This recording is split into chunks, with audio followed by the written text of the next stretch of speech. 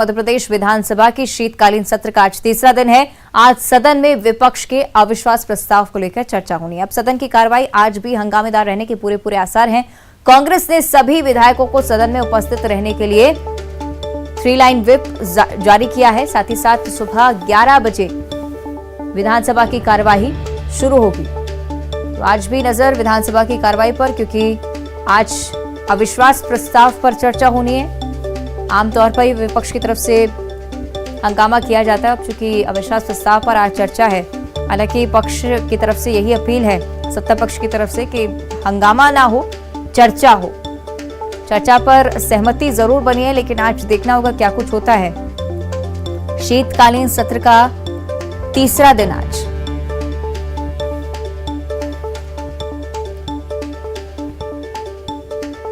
तो कई सारे मुद्दे जो कि विधानसभा में चर्चा का विषय रहेंगे।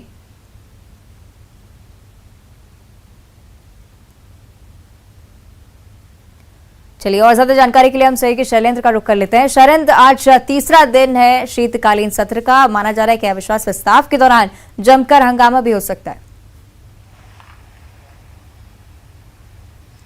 बिल्कुल, न केवल अविश्वास प्रस्ताव के दौरान बल्कि जब अनुपूरक बजट जो कल रखा गया था उस दौरान, जब आज उस बजट पर चर्चा होगी, उसके लिए 2 घंटे का समय जो नियत किया गया, उस दौरान भी सत्र में हंगामा होने के पूरी तरीके से आसार हैं। जिस तरीके से सरकार ने अलग अलग मदों में जो बजट का प्रावधान किया है उसके कम ज्यादा होने को लेकर विपक्ष जरूर सवाल खड़े कर सकता है। लेकिन जैसा कि आपने कहा, सबसे महत्वपूर्ण जो कांग्रेस के लिए है वो आज है अविश्वास प्रस्ताव का, क्योंकि पहले दिन ही अविश्वास प्रस्ताव का पत्र जो है वो अध्यक्ष को सौंप दिया गया था। और कल अध्यक्ष गिरीश गौतम ने ये सदन में ये बात कही थी कि कांग्रेस का अविश्वास प्रस्ताव है वो सदन के द्वारा स्वीकार कर लिया गया और आज उस पर चर्चा होनी है।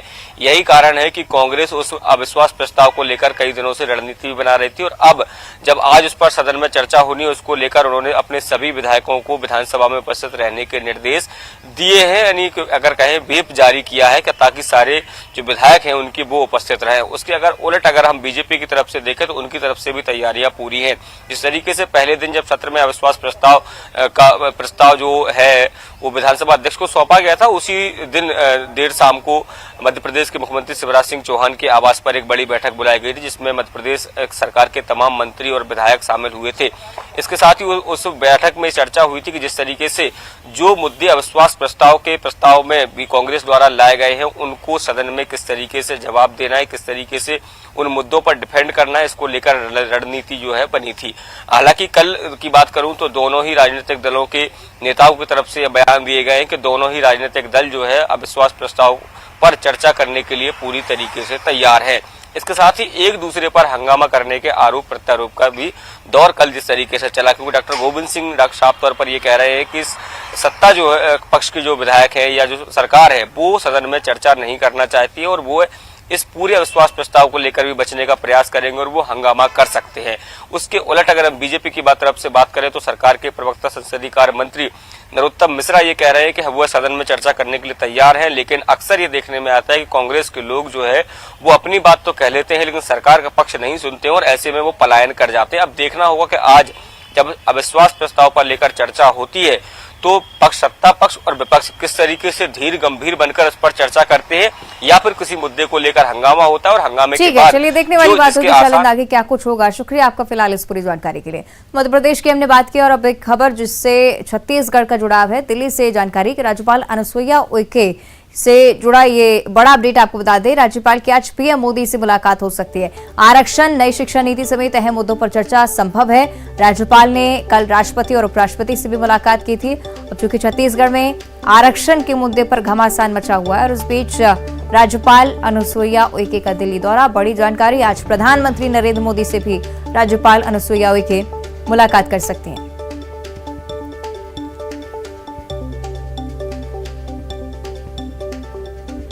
नई शिक्षा नीति, आरक्षण के मुद्दे पर भी चर्चा संभावित।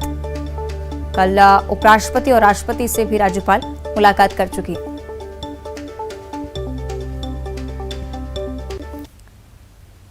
आगे बढ़ते हैं और बात करेंगे छत्तीसगढ़ में कोरोना संक्रमण की। और अच्छी बात यह है कि छत्तीसगढ़ में कोरोना 0 है। प्रदेश में एक भी एक्टिव मरीज नहीं है। पिछले 7 दिनों में एक भी नया मरीज सामने नहीं आया है। 14 से लेकर 20 दिसंबर तक कोरोना संक्रमण 0 रहा।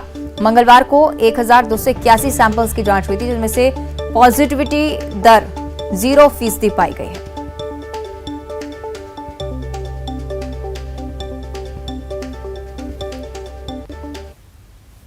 वहीं दूसरी तरफ कोरोना के बढ़ते मामले को लेकर सरकार अब गंभीर नजर आ रही है। केंद्रीय स्वास्थ्य मंत्री आज एक समीक्षा बैठक करने वाले हैं। दूसरे देशों में कोरोना का संक्रमण लगातार बढ़ रहा है, केसेस लगातार बढ़ रहे हैं, इसको लेकर समीक्षा होनी है।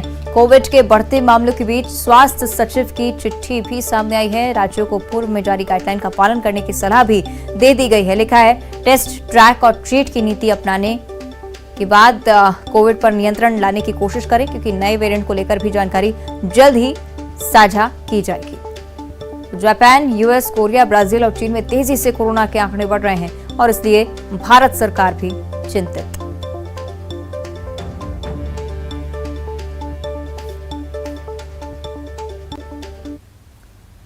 आगे बढ़ते रुक करेंगे राजधानी रायपुर का। ट्रैफिक पुलिस की सख्ती अब बढ़ने वाली है। नो पार्किंग पर खड़ी गाड़ियों पर अब लगातार कार्रवाई की जाएगी। स्पॉट पर फोटो लेकर ई चालान कर कार्रवाई की जाएगी। 50 हाईटेक ई चालान डिवाइस मशीन से चालान काटा जाएगा। डेबिट कार्ड, क्रेडिट कार्ड के साथ साथ क्यूआर कोड के जरिए भी अब चालान वसूला जाएगा। तो ट्रैफिक नियम का पालन करें लोग, इसके लिए ये नई व्यवस्था अब ई चालान के जरिए राजधानी रायपुर में कार्रवाई होगी।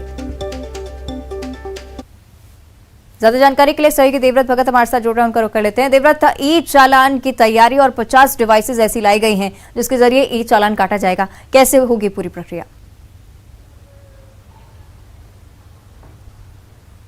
जी बिल्कुल, चालान की जो प्रक्रिया है उसको पूरी तरह से हाईटेक बनाया जा रहा है और अवंतिका इसके लिए तकरीबन 50 जो हाईटेक मशीनें जो हैं मंगाई गई हैं, जिससे कि ऑनलाइन चालानी कार्रवाई जो है वो की जाए। एक अहम बात यहाँ पर यह भी कि पहले से छत्तीसगढ़ में ITMS सिस्टम काम कर रहा है। ITMS यानी कि इंटीग्रेटेड ट्रैफिक मैनेजमेंट सिस्टम, लेकिन इसके जरिए केवल सिग्नल्स में कार्रवाई होती थी। सिग्नल्स में जो सिग्नल्स जंप करते थे और ऐसे वाहन चालक जो कि हेलमेट नहीं पहनते थे, उन पर वीडियो कैमरे के जरिए निगरानी रखी जाती थी और उन पर चालानी कार्रवाई रखी जाती थी। लेकिन नो पार्किंग में खड़ी गाड़ियां इससे बच जाती थी। लेकिन अब यह फैसला लिया गया है कि नो पार्किंग में अगर कोई व्यक्ति वाहन रखता है जिससे सड़क में बाधा पहुंचती है, तब उसके खिलाफ कार्रवाई की जाएगी। और अब जो कार्रवाई है, चालानी कार्रवाई, वो शुरू भी हो गई है।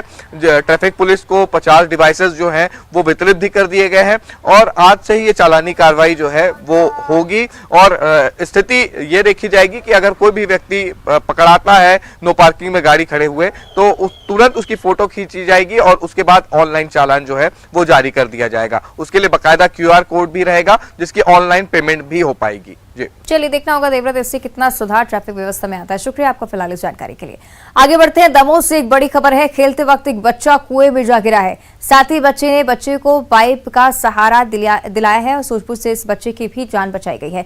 घटना का CCTV फुटेज भी सामने आ चुका है। सिटी कोतवाली थाना क्षेत्र का यह मामला और इस रेस्क्यू को लेकर अब लगातार जो तस्वीरें हैं वो चर्चा का विषय बनी हुई। किस तरह से एक बच्चा कुएं में जा गिरता है और साथी बच्चे ने पाइप के सहारे से उस बच्चे की जान भी बचा ली है।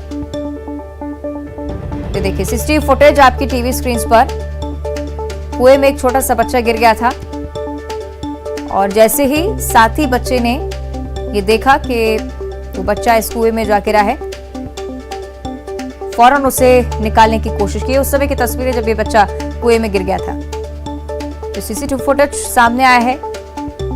सिटी कोतवाली थाना क्षेत्र का मामला है। दमोह की तस्वीरें आपको दिखा रहे हैं। फौरन ही बच्चा वहां पर पहुंचता है, अपने साथी को बचाने की कोशिश करता है, पाइप के सहारे से उसे बाहर लाने की कोशिश करता है।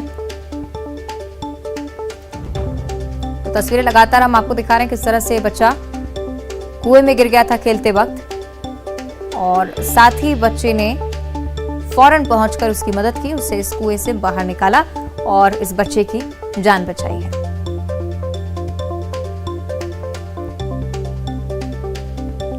तो तस्वीरें देखिए, दोनों ही बच्चे साथ में खेल रहे थे और उसी दौरान एक बच्चा कुएं में जा गिरा।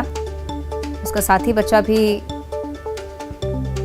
उसे बचाने की कोशिश में यहां पर जुटा रहा और काफी मशक्कत के बाद उसने पाइप के सहारे से इस बच्चे को कुएं से बाहर निकाला।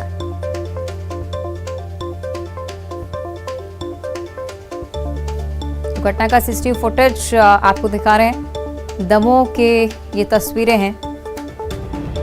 सिटी कोतवाली थाना क्षेत्र का ये मामला है और इस बच्चे की सजगता की वजह से दूसरे बच्चे की जान बच पाई है।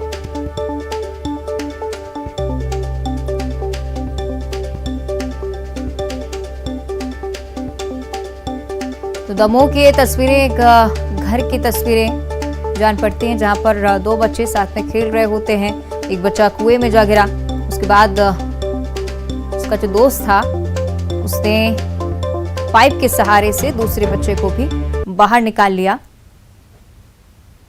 और निश्चित तौर पर ये ऐसी तस्वीरें हैं जिनसे ये भी सवाल खड़े होते हैं कि आखिर इनके माता पिता कहाँ थे। अब चूंकि बच्चे खेल रहे हैं तो इसलिए जरूरी है कोई बड़ा उन पर नजरें जरूर बनाए रखे। सही, धर्मेश हमारे साथ फोन लाइन पर जुड़ रहे हैं। धर्मेश, क्या कुछ जानकारी इस तस्वीर पर? जी अवंतिका, बता दूं, ये 19 तारीख का मामला है, जब दो बच्चे अपने परिसर में खेल रहे थे। उसी दौरान एक बच्चा कुएं पर जाकर के खड़ा हो गया, जिसकी जाली टूटने की वजह से वह बच्चा और करीब 28 फीट गहरा जो कुआं था उसमें जाकर के गिरा। वहीं साथ में जो खेल रहा था संबित जैन नाम का दूसरा उसका साथी, उसने तुरंत उस बच्चे को वहां पर जो पाइपलाइन डली हुई थी उसका सहारा लेने की उससे बात की, और एक छोटे बच्चे ने इतना सूझबूझ का काम करते हुए उसको पहले पाइपलाइन का सहारा दिलाया, और जैसे उस बच्चे ने कुएं में गिरे हुए बच्चे ने पाइपलाइन का सहारा लिया, तत्काल और परिजनों को जाकर के उसकी सूचना दी, और परिजनों ने आकर के जो पवन जैन है उनने कुएं में उतर करके और बच्चे की जान बचाई। अवंतिका, ठीक है, शुक्रिया आपका धर्मेश इस पूरी चर्चा के लिए। तस्वीरें भी हम दिखा रहे हैं किस तरह से परिजनों ने इस बच्चे को बाहर निकाला है। तो तस्वीरें आपको हम लगातार दिखा रहे हैं किस तरह से एक साथी बच्चे की सूझबूझ की वजह से दूसरे बच्चे की जान बच पाई। अब चूंकि यही सवाल था कि परिजन आखिर क्या कर रहे थे, क्यों निगरानी नहीं इन बच्चों पर रखी हुई थी। तो फौरन देखिए किस तरह से इस बच्चे ने माता पिता को भी जाकर जानकारी दी कि दूसरा बच्चा जो है कुएं में जा गिरा है। पहले पाइपलाइन का सहारा देने की बात उसकी तरफ से, उसके बाद फौरन बड़ों को बुलाया। मौके पर जब लोग पहुंचे तो इस बच्चे को कुएं से बाहर निकाला गया और इस बच्चे की जान बच गई।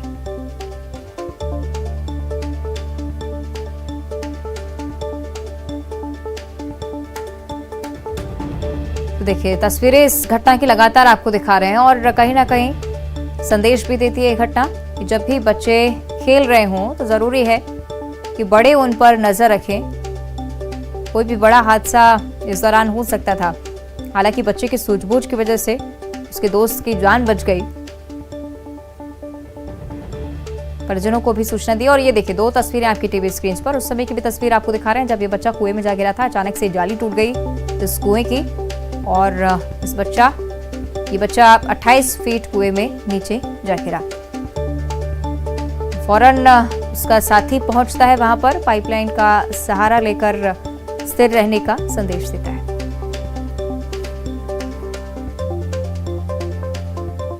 और बुलेटिन में इतना ही। देखते रहिए न्यूज़ 18।